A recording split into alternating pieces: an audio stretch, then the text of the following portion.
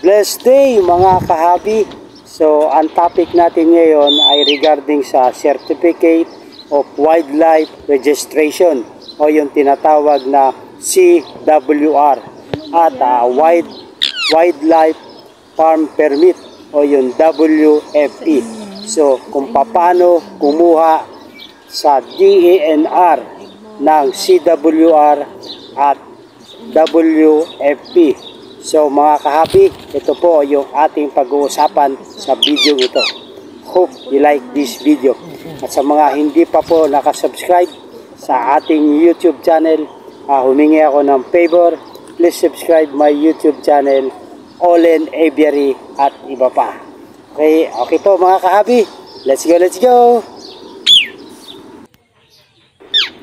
So mga kahabi, tamang-tama ang ating topic ngayon dahil tugma ang tanong ng ating kahabi na si Lyser Gip Tingal tungkol sa pagkuha o pag-apply ng CWR sa DENR.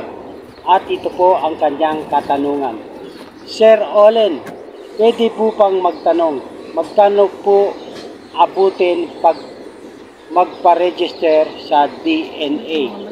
Sa GCC po. Siguro ibig sabihin niya nito ay DENR para sa GCC na ibon. Ito po yung green cheek conure na species.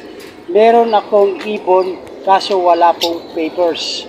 Gusto ko sana maging legit mag-ibon. So maganda po ang mindset ng ating kahabi na gusto niya mag-alaga ng legit na pamamaraan. So ito po ang katanungan ni Ma'am Lyser Gip Tingal. So alamin natin mga kahabi kung paano kumuha at mag-apply ng CWR or WFP sa DENR. Okay po? Kung nating talakayin ang pagkuha o pag-apply ng CWR. Kasi po magkaiba ang requirements, ang kakailanganin sa pagkuha ng CWR at WFP. So ano po ba muna yung CWR? Ang ibig sabihin po ng CWR, Certificate of Wildlife Registration. So yun po ang ibig sabihin ng CWR. Yung WFP naman po, Wildlife Farm Permit. So magkaiba po sila ng mga requirements sa pagkuha ng ganitong certificate at saka permit. Okay po? So, una po, dapat malaman kung anong species po ng ibon ang ating aalagaan. Okay po mga kahabi? Ang pag-uusapan po natin mga kahabi ay patungkol lamang sa mga ibon. Ano po? At disclaimer lamang po, hindi po ako eksperto sa pagkuha o kaalaman sa CWR at WFP. Ito lamang po ay base sa aking experience at ito lamang base sa aking experience at pagre-research at napagtanungan ko. Okay po, regarding sa pagkuha o pag-apply ng CWR or Wildlife Farm Permit. Sana po makatulong po ito. So mga kahabi, alamin muna natin ang Republic Act 9147, Wildlife Resources Conversion and Protection Act. Ito po ay batas para sa ating mga mag-iibon. An act providing for the conservation and protection of wildlife resources and their habitat, appropriating funds therefore and for other purposes. So ito pong Republic Act 9147 ay kinukonsidera natin na pangalagaan, proteksyonan natin ang ating mga wildlife endangered species na ating inaalagaan. At mayroon po itong kaakibat na obligasyon na ating dapat malaman regarding sa ganitong uri ng ating pag-aalaga. at meron pong kabalikat na pondo. Dahil po sa atin ito nakasalalay ang mga endangered species na ating inaalagaan at kung anuman ang ating mga kadahilanan or sa ating mga purposes. So kailangan po maingat po tayo at ating intindihin ang batas na ito, Republic Act number 9147. Okay po mga kahabi.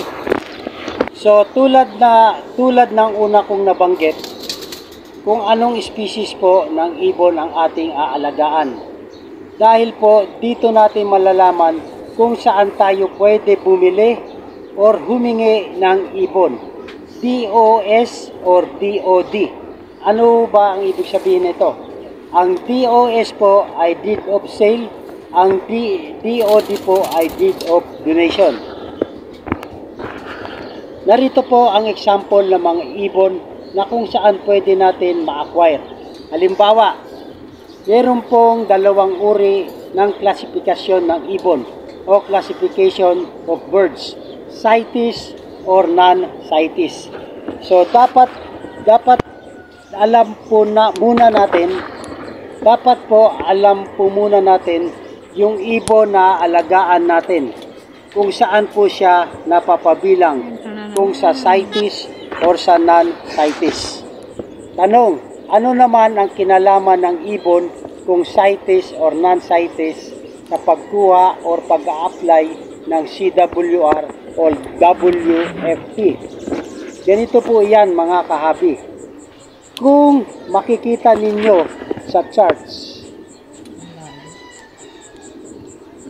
mayroon tayong makikita na non-CITES at CITES. Tulad ng pitch-faced lovebirds, Alps 1, Agapornis russeicollis. Ito po yung kanyang scientific name. Number 2, Kakatail, Nymphicus hollandicus, Badgerigar, Melopsittacus undulatus, Indian ringneck parakeet, Siticula cremeri. So ito po yung meron ako ngayon na inaalagaan, itong Indian ringneck. At ringneck parakeet, Siticula cremeri manilensi. So itong 5 po na nabanggit natin na species ay non-CITES. Okay po? So itong mga nabanggit natin ay pwede ninyo pong ma-acquire sa merong CWR holder. Malinaw po mga kahabi. Doon lamang po ito sa mag-a-acquire or bibili ng ibon na wala pa pong CWR. So malinaw po tayo mga kahabi. So tako na po tayo sa pagkuha o pag-apply ng CWR. Ito lang muna ang una nating mga kahabi na tatalakayin. Requirements for CWR. Proof of legal purchase, DOS or DOD or resibo mula sa legal na hinuhana ng ibon, CWR or Wildlife Farm Permit holder. Okay po mga kahabi, alin po dito sa isa sa tatlo na to? DOS man, DOD o resibo excuse me po, ay pwede na po nating magiging proof of legal source. Pangalawa po, Local Transport Permit, LTP, from DANR, if magkaiba ng lugar. Ang magpo-provide po nito ay ang IC seller or si CWR holder or W Farm Permit.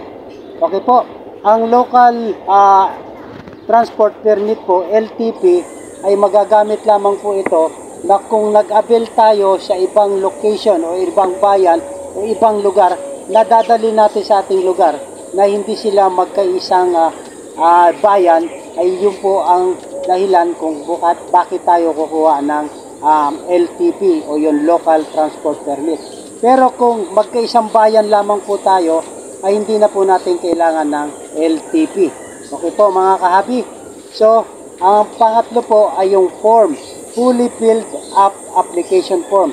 Ito po ay makukuha natin sa DENR or pwede natin po itong ma-download sa Google sa dnr.gov.ph. Okay po mga kahabi. So, meron lamang po tayong mga additional requirements para po sa pagkuha ng CWR. 2x2 picture, 2 pieces sa buyer po ang magpo-provide. Photocopy ng CWR or W Farm Permit holder na pinagbilang po natin.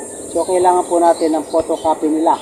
At saka photocopy po ng valid ID, both buyer and seller or CWR holder or WFP holder po. So, kailangan po natin ng photocopy na valid ID.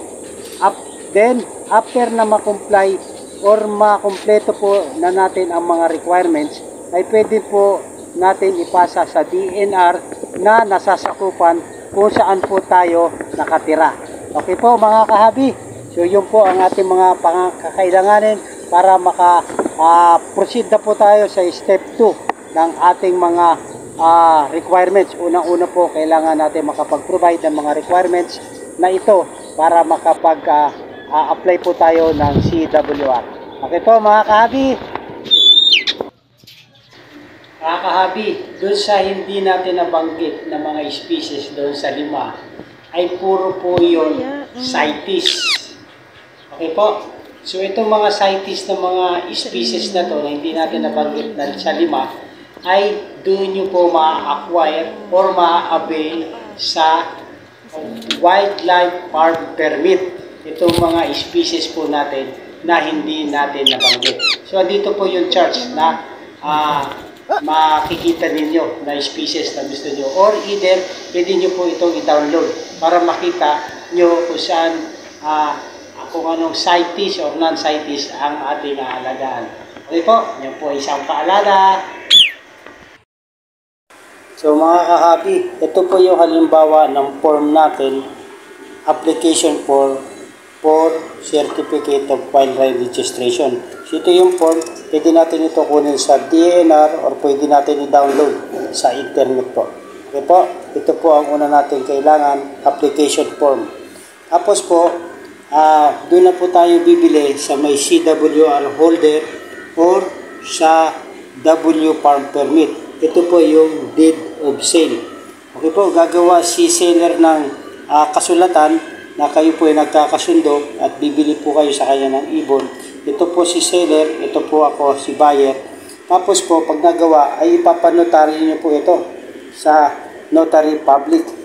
Kailangan po nakanotaryo para legit po at dokumentado itong ating deed of sale or deed of donation. Tapos kung malayo naman po ang ating paglilipatan tulad ng na-avail ko sa Quezon City po, so dadalhin sa Bicol, so kailangan po natin ng local transport permit o yung LTP. Ang magpo-provide po nito ay si seller. I-apply niya po ito sa DENR at para ma-issuehan po ng LTP. Ito po yung local transport permit. So ito po yung mga requirements natin.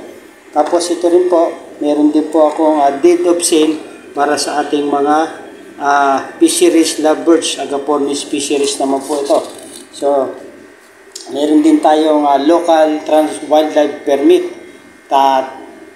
transport po ito. So, ito po yung ating CWR na makukuha natin pag nakakomply na po tayo ng mga requirements para sa ating mga alagang ibon. So, ito po, dry sale lang po ito. Na-issuean pa ako ng February this year po, 2024. So, nakakailang buwan pa lamang po. So, pwede tayong bumili sa CWR. Ang aking pong nakaregistered ay Indian Ringneck Piscicola Cremerie po. 4 heads po ang aking nakaregister sa DNR. So, pwede rin po tayo mag-avail sa farm permit. Ito naman po ang certificate ng farm permit kung tayo ay mag-avail. So, nag-avail din po ako sa farm permit. Ito po sa aking lugar sa Barangay Maunon, Ligaw, Albay. At ito naman po sa farm certificate ko na binili ko naman po sa Silver and Georgina Bird Farm sa Sorsogon po. So, ibang bayan po siya. So, kailangan din po natin siya ng LTP. Okay po guys, mga kahabi, hope meron tayong natutunan regarding sa pagkuha ng ating CWR. Ito po yung i-issuehan ng birth certificate po ang ating maabil pag sa farm permit po. Okay po mga kahabi, maraming salamat. So mga kahabi, pag ito po ina-provide na natin at naipasa na natin sa DENR, sila po ay mag-schedule for inspection po sa ating located address na identify natin doon po sa form natin. So, hintay na lang po natin na may inspect po ang ating mga aviary o yung ating mga ibon ng inspector team ng taga-DNR. So, sila po ang mag-schedule kung kailan po ang inspection ng ating mga ibon. Okay po, mga kahabi, kung meron tayong natutunan sa kaalaman regarding po sa pag-apply o pagkuha. Okay po, mga kahabi. So, ang payment po after ng inspection, So, sa payment po, napaka-minimal lang po. Katulad nito, 1 to 50 pieces ng birds ay 50 pesos lamang po.